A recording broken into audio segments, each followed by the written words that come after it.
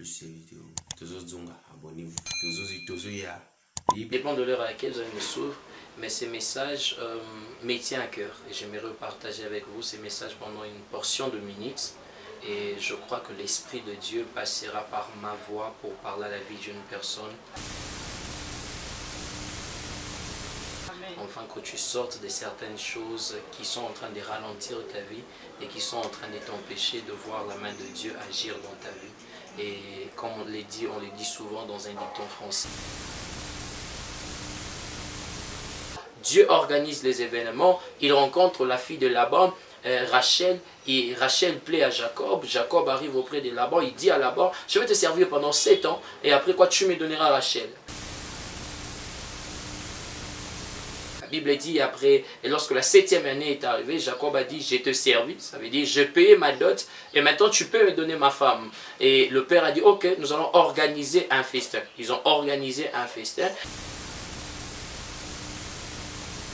Et la Bible précise que c'était pendant la nuit qu'on donne à Jacob Rachel, on lui a donné Léa. Et toute la nuit, Jacob a passé la nuit avec Léa sans se rendre compte que c'était Léa. Des bandes à London TV avec des Bruno original. Bonjour, bonsoir, cela dépend de l'ère à laquelle vous nous suivez de partout où vous êtes.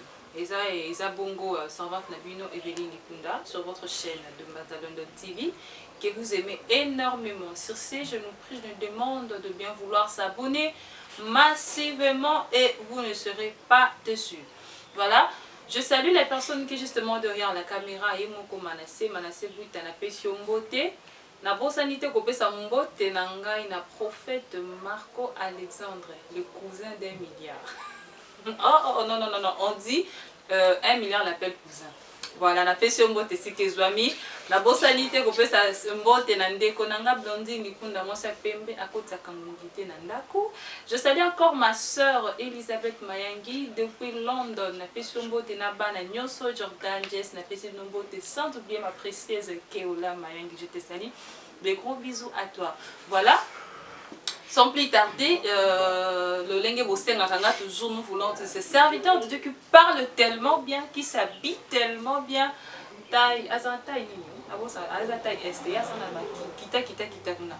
Voilà, c'est le prophète Tchéké, vous le connaissez déjà, vous tous dans les 4 tellement la chaîne Abisso, moyen y a présenter les spécialités.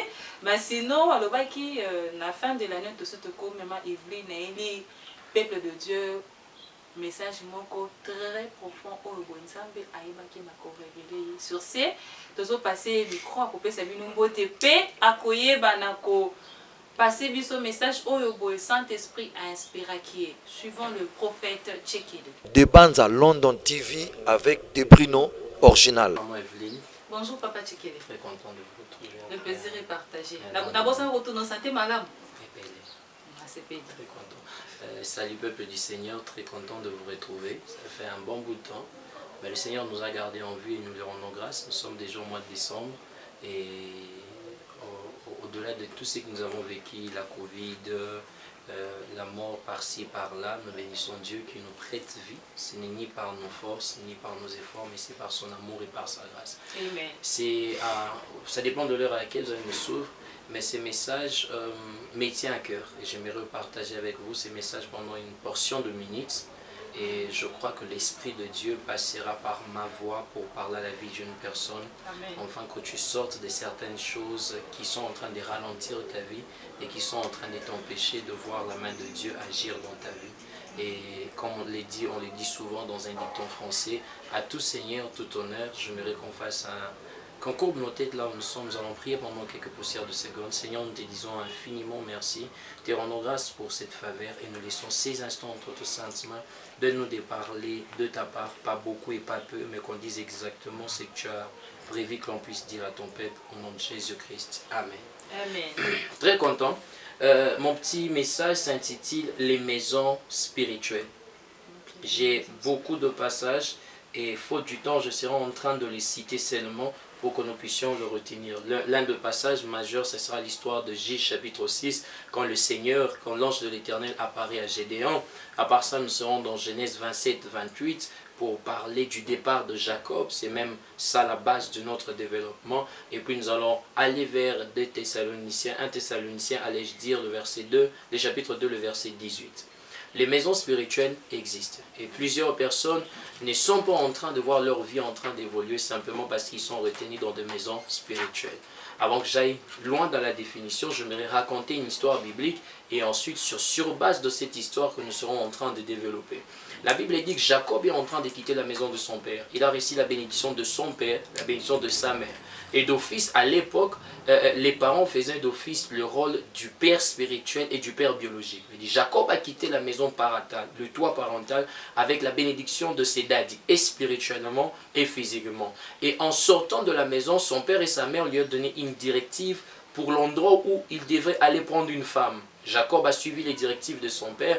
Arrivé dans le territoire, Dieu organise les événements. Il rencontre la fille de Laban, Rachel, et Rachel plaît à Jacob. Jacob arrive auprès de Laban, il dit à Laban, je vais te servir pendant 7 ans, et après quoi tu me donneras Rachel. La Bible dit après, et lorsque la 7e année est arrivée, Jacob a dit, je te servi, ça veut dire, je paye ma dot, et maintenant tu peux me donner ma femme. Et le père a dit, ok, nous allons organiser un festin. Ils ont organisé un festin, et la Bible précise que c'était pendant la nuit, qu'on donne à Jacob Rachel, on lui a donné Léa. Et toute la nuit, Jacob a passé la nuit avec Léa sans s'en rendre compte que c'était Léa. Or, il a fourni un effort pour avoir Rachel, mais on lui a changé le résultat de ses efforts. On lui a donné Léa. Et ce qui est bizarre, c'est que Jacob ne s'est pas même rendu compte qu'on lui avait changé de salaire. Pourquoi il ne s'est pas rendu compte? C'est parce que pendant qu'on a organisé un festin, vous serez d'accord avec moi que dans chaque festin, il ne manque jamais du vin. Il ne manque jamais la chose qui peut enivrer les gens. On a fait boire à Jacob les vins afin d'alourdir sa vision pour qu'il ne puisse pas bien voir. Afin d'alourdir ses sens pour qu'il ne puisse plus bien sentir les choses et ne pas reconnaître son vrai salaire. Et la Bible dit le matin quand Jacob s'est réveillé, il a vu que ce n'était pas Rachel, c'était Léa. Il a consommé autre chose et quand il a vu que ce n'était pas Rachel, c'était Léa, il s'est énervé. Il est allé auprès de son beau-père. Il a dit ceci à son beau-père. Pourquoi tu m'as fait ceci? J'aime la réponse que Laban est en train de donner à Jacob. Laban est en train de dire ceci à Jacob. Il n'est pas de coutume ici que l'on donne la cadette avant l'aîné. En fait, tu as tout fait. Mais le problème est que la maison dans laquelle tu es entré est régie de lois, est régie de systèmes, est dirigée par une divinité. Et dans ces lois-là, il n'est pas permis qu'on donne la cadette avant l'aîné. Il dit, tu as fourni les efforts, mais tu ne peux pas recevoir le résultat de tes efforts parce que la maison dans laquelle tu es en train de te retrouver nous empêche de te donner ton vrai salaire. Toi, les efforts, on l'a vécu. C'est peut-être le cas de quelqu'un. Tu travailles, tu bosses, tu fais des efforts comme il se doit, mais le résultat est contraire. Deux fois, quand le résultat est contraire, il faut que l'on apprenne à se dire deux fois, à arrêter de se dire deux fois c'est la volonté de Dieu. Certaines choses qui nous arrivent ne sont pas le fruit de la volonté de Dieu. D'autres sont le fruit de la volonté du diable et d'une stratégie satanique. Et plusieurs personnes sont dans ces systèmes. C'est comme vous allez voir certaines personnes en train d'avoir déjà fini les études, mais en train de rêver qu'ils sont en train d'étudier. D'autres diront c'est l'école de Dieu. Ce n'est pas forcément l'école de Dieu. Deux fois c'est la révélation de ton esprit qui est en train de te dire regarde ta vraie réalité spirituelle.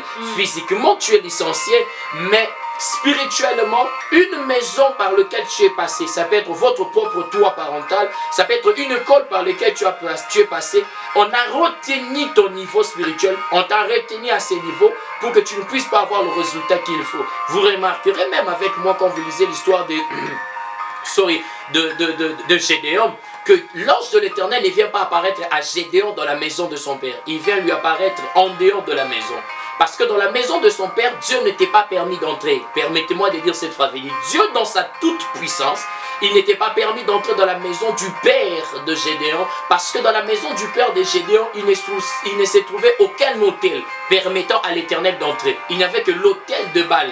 Et comme il n'y avait aucune personne ayant la révélation personnelle, Dieu s'est présenté à Gédéon en dehors de la famille de la maison de son père. Quand Gédéon a reçu la révélation personnelle, c'est alors que la nuit, Dieu vient par un songe parce qu'il a déjà un représentant.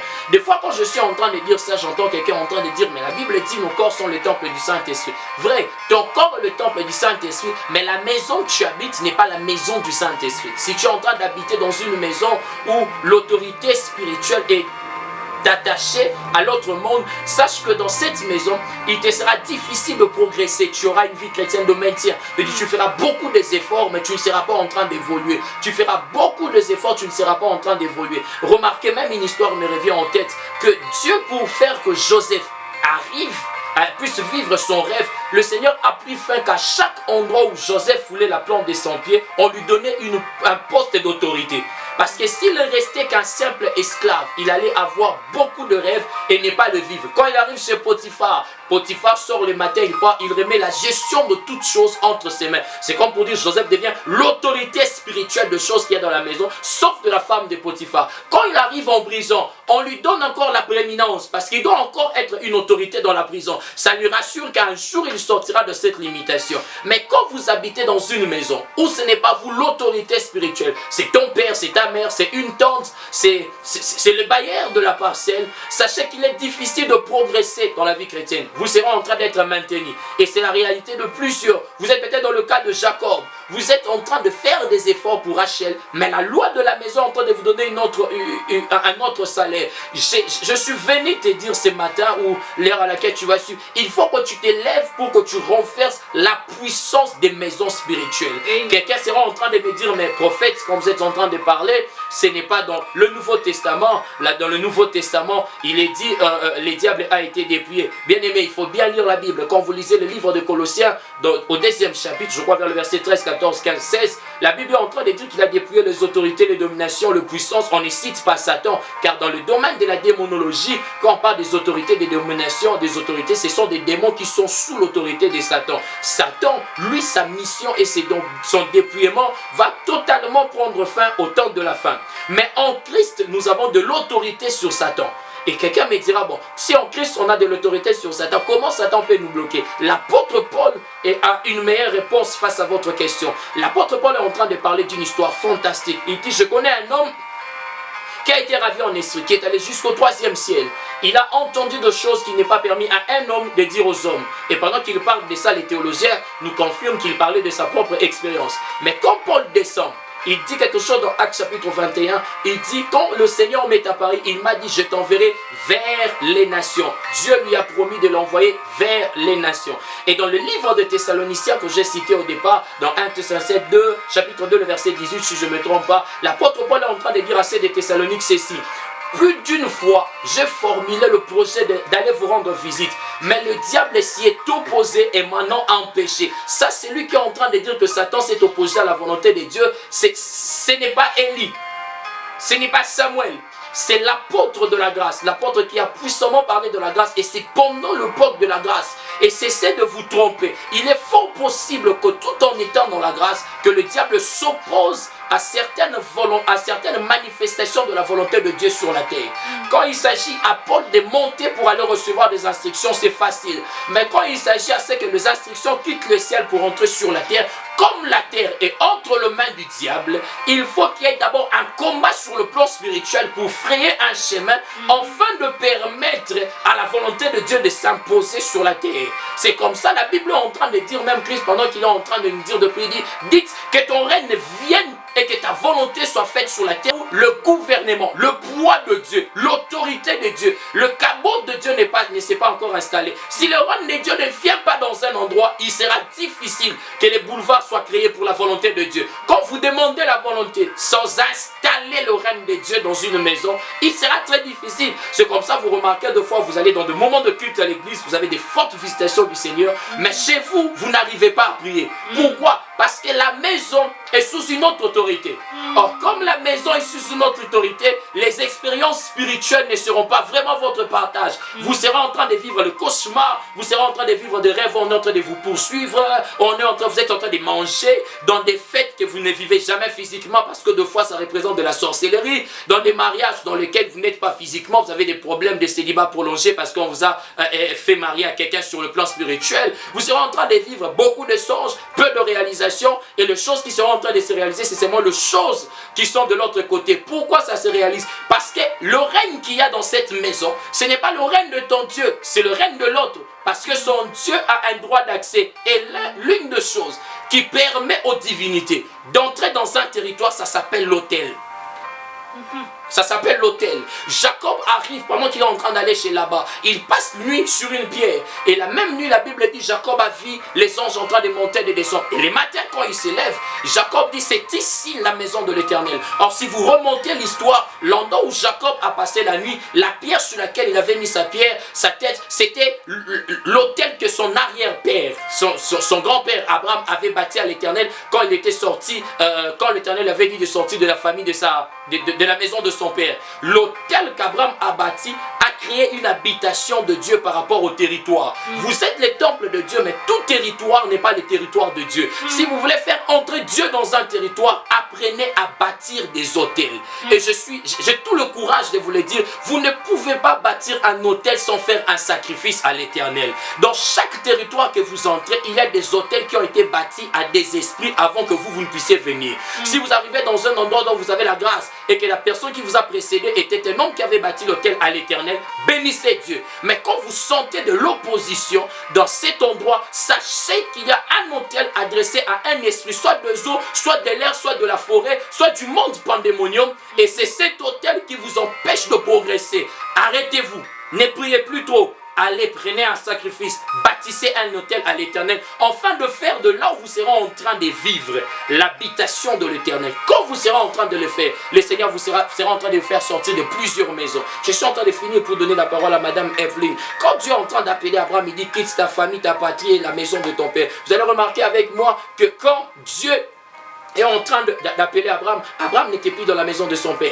La maison de son père, c'était Ur en Chaldée. Mais là, Dieu vient d'appeler, je crois, dans Charan, c'était plus la maison de son père. Mais pourquoi Dieu lui dit de quitter la maison de son père? Parce que la maison de son père, ce langage, ça veut dire quitte la maison de ta naissance. La maison où on t'a mis au monde, où la terre t'a reconnu comme étant maintenant le bienvenu sur la terre, un être vivant. Parce que pendant que Jacob marchait avec son père, il était retenu dans le système de son père. Or, son père était attaché à des pratiques pas bonnes.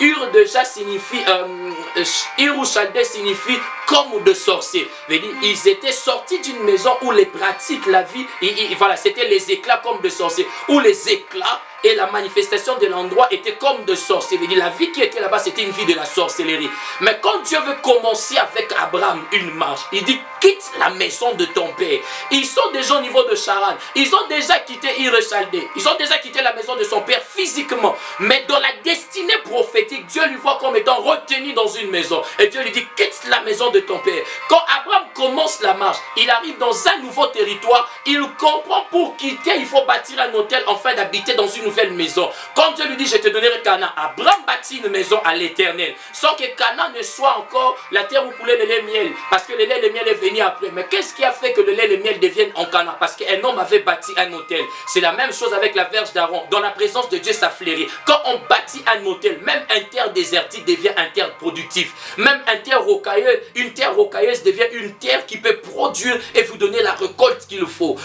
Les hôtels fertilisent les terres. Les hôtels donnent une habitation à l'Éternel. Les hôtels donnent une habitation à des générations qui viendront après nous. Je finis vraiment par là, maman Evelyne, pour dire ceci. Le jour où Dieu est en train de parler à Moïse, il dit, je suis venu faire sortir les enfants d'Israël de l'Égypte vers la terre promise. Dieu était en train de dire, je suis venu les faire sortir de la maison des pharaons pour la maison d'Abraham. C'était ça le but de Dieu. Frère, il est possible qu'aujourd'hui que Christ vous fasse sortir de toutes les maisons spirituelles qui vous retiennent. Et j'ai pris au nom de Jésus-Christ que toutes les maisons spirituelles qui retenaient tes finances, qui retenaient ton mariage, qui retenaient ta prospérité, qui retenaient tes études, qui retenaient même l'épanouissement de ton ministère, te lâche au nom de Jésus-Christ. Au son de ma voix, je décrète et déclare que là où tu as été retenu dans un songe, tu sors au nom de Jésus-Christ. Je redonne de la valeur à ton diplôme. Je redonne de la valeur à ton ministère. Je redonne de la valeur à ton argent. Tu n'auras pas de grosses sommes en vain pour ne pas avoir de projets. Ce que tu investiras, ça produira. Je m'élève contre tout échange de salaire dans ta vie au nom de Jésus-Christ. partir de maintenant, tu travailleras pour Rachel, on te donnera Rachel. On ne changera plus ton salaire. Sinon, à ma parole, j'ouvre le ciel sur toi et je délocalise, je déracine tout ce que Dieu n'a pas semé dans la terre dans laquelle tu es en train de vivre. Aujourd'hui, c'est ta délivrance. Ta vie est changée, ton histoire est changée. En Christ, tu es plus que vainqueur et j'active dans ta vie les bénédictions de Christ. Au nom de Jésus-Christ, j'ai ainsi prié. Amen. Si tu n'as pas encore reçu Christ étant Seigneur et Sauveur, ce que je viens de faire ici n'a pas d'impact pour toi. Donne ta vie à Jésus et la prière que je viens de faire sera activée dans ta vie. Que Dieu vous bénisse. Waouh, c'était vraiment un message profond. Je me demande vraiment, je nous prie, hein, la biso bain sur toute la émission, au peut tout la chaîne de Mbazape, oh, tout pour la émission, oh, à jouer encore le col l'émission, théorie sur les cacana TV, mais à jouer encore le col la prière, hein, et ma thé à venir, à Simbango, vraiment, c'est comme ça que il sera béni. Voilà, j'ai pas vraiment de questions à poser parce que, écoute, tellement, et le message était tellement clair que je manque même les mots. Je me dis juste merci d'avoir été nombreux à Kolanda Biso. Abonnez-vous encore massivement. Je crois que Bozana Komba va pas Israël Tchekele. N'habitez pas à un numéro peut-être basé sur l'occasion à Kolanda Biso. Lelo, ceux qui copient ce numéro de téléphone. Pour ceux qui veulent me contacter, c'est plus 243 81 77 14 811. Plus 243 97 21 77 470. Ce sont mes deux numéros. Ou soit contactez-nous sur notre compte Facebook Israël Tchekele Kalama. Que Dieu vous bénisse. Merci maman. Voilà, nous sommes à la fin de notre mission. Je vous demande encore de bien vouloir s'abonner massivement et vous ne serez pas dessus. C'était bel et bien votre humble servante Evelyne Likunda. Je crois que je me dirais bye, que le Seigneur nous protège, que le Seigneur soit avec nous. Abonnez-vous massivement, vous ne serez pas dessus. Bye bye. Plus ces vidéos, abonnez-vous. De Banza London TV avec des Bruno original.